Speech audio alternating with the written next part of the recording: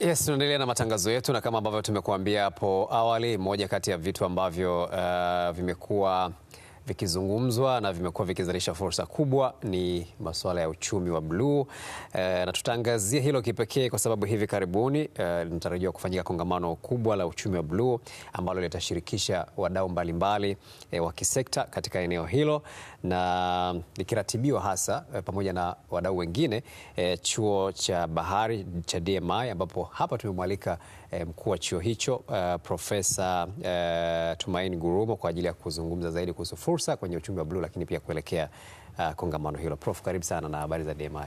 Asante sana. DMI tunaendelea vyema. Karibu sana Profesa. Asante sana. Tuanze kwa kutukumbusha kuhusu uchumi wa bluu, uchumi ambao kama tuliufumbia macho kwa muda mrefu. Sasa tumefumbua macho zaidi kwenye uchumi wa bluu. Ni uchumi wa aina gani na tunauangalia kwa jicho gani pia kwa hivi sasa? Nargis, uchumi wa bluu ni kweli kwamba kwanza sio kitu kipya. Uchumi wa bluu umekuwepo tangu kuwepo kwa maji katika mazingira yetu, kwa maana ya bahari, mito, maziwa na maeneo mengine yanayofanana na hayo. Sasa kwa nini leo uchumi wa bluu? Uchumi wa bluu unaotazamwa sasa hivi, tunaangalia namna gani bora tunaweza tukatumia maji tulionayo na rasilimali zake kwa ajili ya kujipatia maendeleo ya kiuchumi. Tumekuwa tukitumia maji naweza kusema kwa mazoea, kwa maana ya kwamba sisi tuliozaliwa pembezoni mwa mito, maziwa, bahari, tumekuwa tukitumia bahari kwa usafiri, kwa mfano, kwa sababu tu tunataka kutoka mahali pamoja kwenda pengine. Tumekuwa tukivua samaki kwa sababu tunatafuta tu kitoweo ama biashara ndogo ndogo. Lakini leo tunapozungumzia uchumi wa bluu, tunaangalia matumizi makubwa zaidi. Namna gani tunaweza tukatanua matumizi yetu ya bahari kwa lengo la kujipatia kipato zaidi, kubadili maisha yetu katika familia zetu, lakini pia kubadili maisha ya hali ya uchumi wa nchi. Lakini pia tunapozungumza leo uchumi wa bluu, tunatazama utunzaji wa mazingira ya bahari. Kwa nini? Kwa sababu tunatazama habari ya maendeleo endelevu. Unapokuwa unataka kitu kiwe endelevu, lazima ukitunze. Kwa hiyo tumeona pia, imeonekana bahari na mito na maziwa yetu, tusipotunza mazingira yake, maana yake hata mazalia ya zile rasilimali hayatakuwa kama ambavyo yamekuwako tangu mwanzo. Tunaweza tukajikuta matumizi yetu sasa, tunaposema tunatumia kwa ajili ya kujipatia kipato zaidi, tunaweza tukajisahau, tukatazama hali ya maendeleo ya kiuchumi zaidi, tukajikuta tunaacha kutazama namna gani itakuwa matumizi haya ni endelevu. Kwa hiyo vizazi vingine vikakosa kufaidika na hii bahari na rasilimali zake. Na ndio maana sasa, kutokana na mageuzi haya ambayo yametokea ni ya ulimwengu mzima tangu mwaka 2013, pale ambapo nchi za visiwa ziliona kwamba wakati wengine wanazungumzia kilimo, wao hawana mahali pa kufanya kilimo kwa scale kubwa. Kwa hiyo wakasema sasa na sisi basi tutaingia kwenye mpango mzima wa uchumi wa bluu. Kwa hiyo na sisi ambao tunapakana na maji tumepata hiyo fursa ya kwamba na sisi tuna uwezo wa kutumia yale maji kwa ajili ya kukuza uchumi wa nchi zetu. Na mbali na hiyo, ilikuwa ni level ya kimataifa, kwa maana ya Umoja wa Mataifa, lakini nchi za Afrika na zenyewe zilitengeneza mpango wa miaka 50 wa Afrika ambao ulikuja na ile ilikuwa inaitwa Agenda 2063. Afrika tunayoitaka. Afrika tunayoitaka inatuambia namna gani Afrika inaweza kujipatia maendeleo ya haraka kwa kutumia rasilimali zake, hasa upande wa rasilimali zinazopatikana baharini. Kwa hiyo na huu mpango na wenyewe ukatupelekea sisi sasa kwa nchi moja za Afrika ikiwemo Tanzania, tumeweza hata kuingiza kwenye dira ya 2050 kwamba uchumi wa bluu ni moja kati ya sekta muhimu sana kwa kukuza uchumi wa nchi kufikia malengo ya taifa ya mwaka 2050. Sasa tunafahamu kwamba kwenye nchi yetu kama ilivyo kwenye mataifa mengine kuna changamoto ya ajira hasa kwa vijana, na kwa sababu fursa hizi mmekuwa mkizungumza wataalamu na kuonyesha kwamba huku vijana wanaweza kujiajiri. Sasa ukizungumzia uchumi wa bluu ni dhana pana, lakini tukizungumza kwa mahususi, ni maeneo gani ambayo kijana ambaye amemaliza chuo kikuu au amepata ujuzi fulani na angetamani kujiajiri katika eneo hili, ni katika maeneo gani kwa lugha rahisi ambayo anaweza akajiajiri na kutengeneza kipato? Asante sana, good luck. Tusianze kwa kijana aliyemaliza chuo kikuu. Fursa za uchumi wa bluu ziko kwa ajili ya kila Mtanzania. Kikubwa tunahitaji wanawake wafanye kazi huko, tunahitaji vijana wafanye kazi huko, warika mbalimbali walioenda shule bado na ambao bado hawajaenda shule. Kwa hiyo fursa ziko kwa mapana sana, kulingana na hatua ambayo mtu anakuwa ameipiga kwenye maisha. Cha kwanza kabisa, ili tuweze hizo fursa zipo, fursa za ajira, ninaweza kukuambia kwa maeneo mbalimbali katika sekta zote zinazogusa uchumi wa bluu, kwa maana ya kuanzia usafirishaji, uvuvi, upande wa uchimbaji wa madini baharini, upande wa utalii, kote huko, hata michezo ya baharini, kote huko kuna fursa. Lakini ili sasa tuweze kuziendea hizi fursa, tunahitaji kwanza kuuelewa vizuri uchumi wa bluu.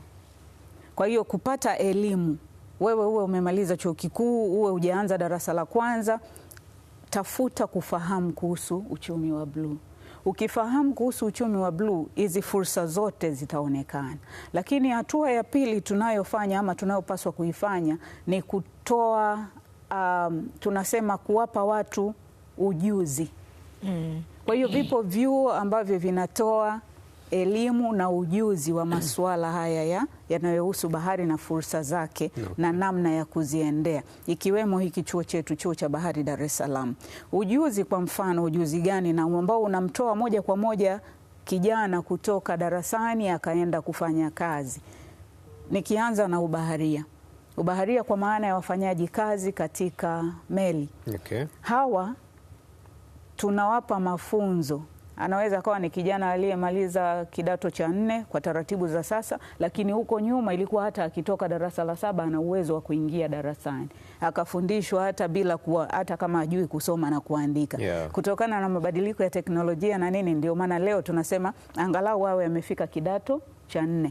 Kwa hiyo huyu sisi tunapomchukua, mafunzo anayoyapata darasani, anapoingia pia kwenye vifaa vya kufundishia vya mitambo ya kufundishia ambayo ni hands on, lakini pia anaingia kwenye karakana ambazo zinafanana na kile kilichoko kule kwenye meli.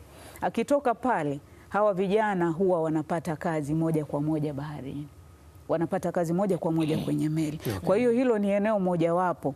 Kwa hiyo hiyo ndio faida ya ujuzi. Tunapokuwa tunawapa Watanzania ujuzi, maana yake tunawatengenezea hatua moja ya kusonga mbele. Lakini hawa vijana wenye ujuzi pia wanajikuta wanakuwa katika nafasi kubwa zaidi ya kufanya bunifu. Kuziendea fursa za uchumi wa bluu kunataka pia ubunifu.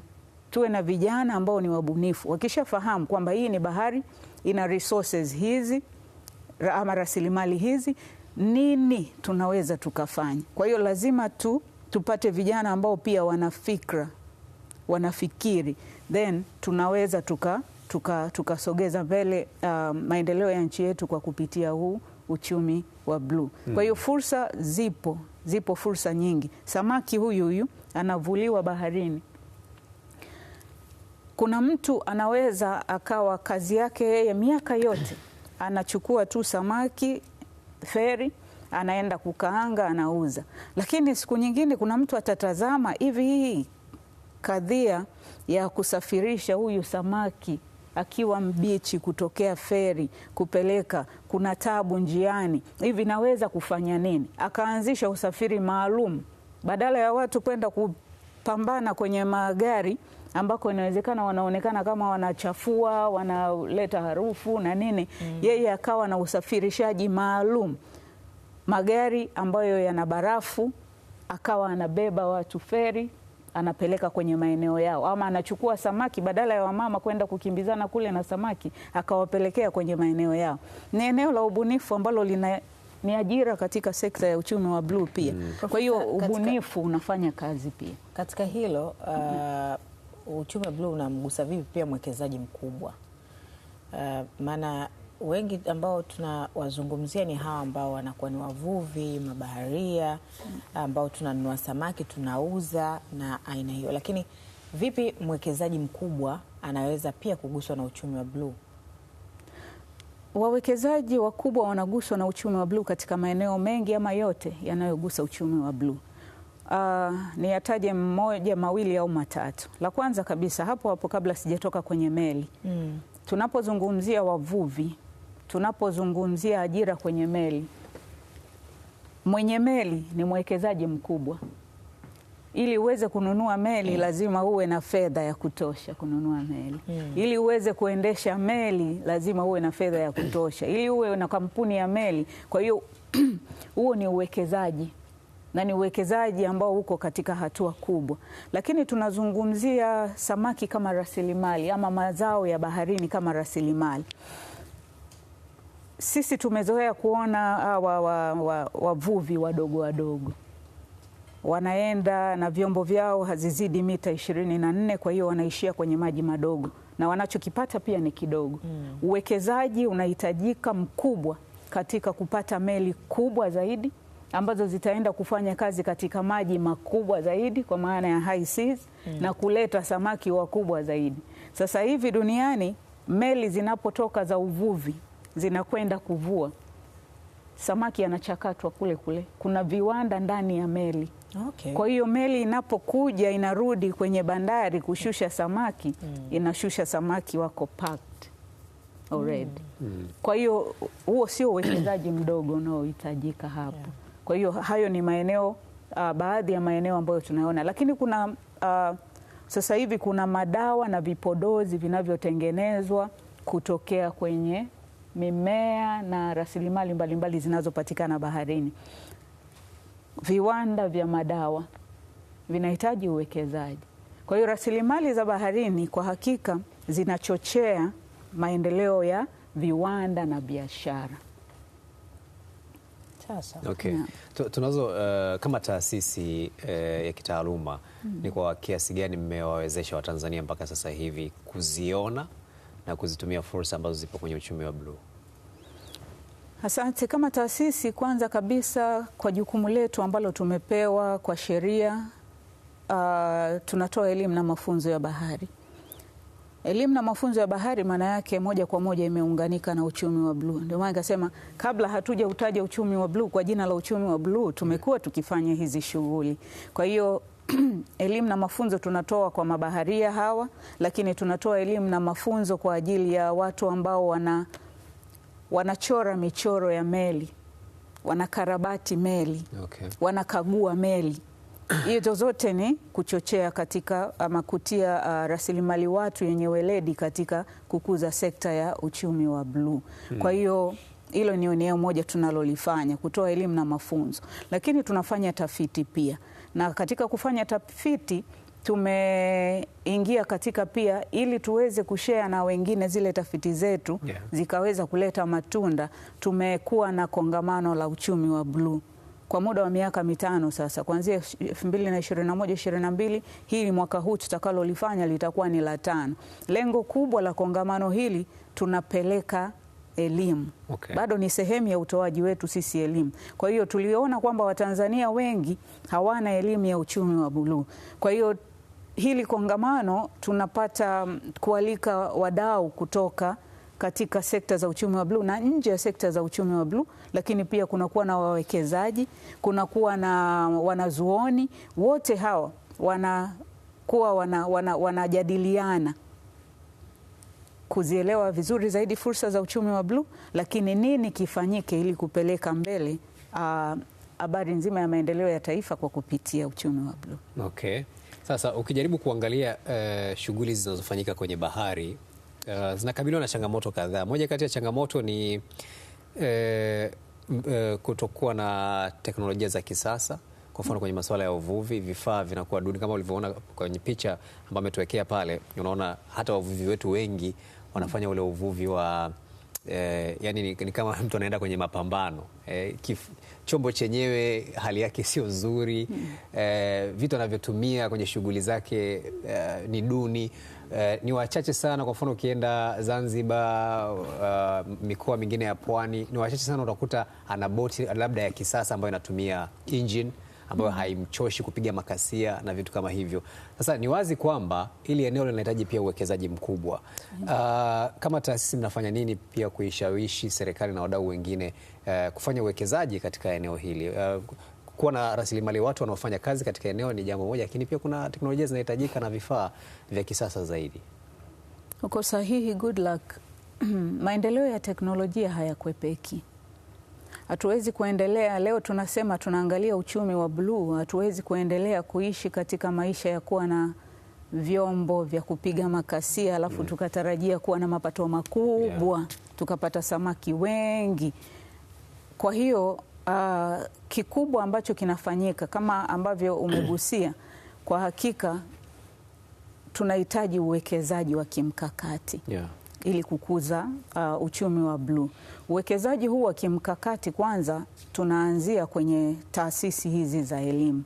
Mimi bado huwa napenda kuizungumzia sana elimu kwa sababu ndio chachu naiona ya mahali pa kuanzia. Usipokuwa na ufahamu, nasema usilolijua ni kama usiku wa giza. Kwa hiyo kupata ufahamu ndio hatua ya kwanza ya kuanzia. Kwa hiyo tunahitaji uwekezaji wa kimkakati kwenye taasisi za elimu ili ziweze kuwa na vifaa ambavyo vitawezesha wanafunzi wote wanaotoka kwenye hizi taasisi waweze kuwa na weledi wa kuingia, sio tu kuingia kwenye ajira ambazo tayari zimetengenezwa na wengine, lakini wao wawe na uwezo pia wa kubuni ajira.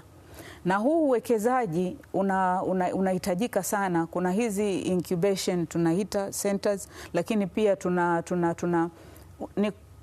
kuna namna tunafanya, tunawaona vijana tunatofautiana, watoto wanatofautiana kwa uelewa na ubunifu. Kuna wengine wanazaliwa wakiwa wanauelewa wa tofauti na wengine, wanaona mambo kwa engo nyingine ya tofauti.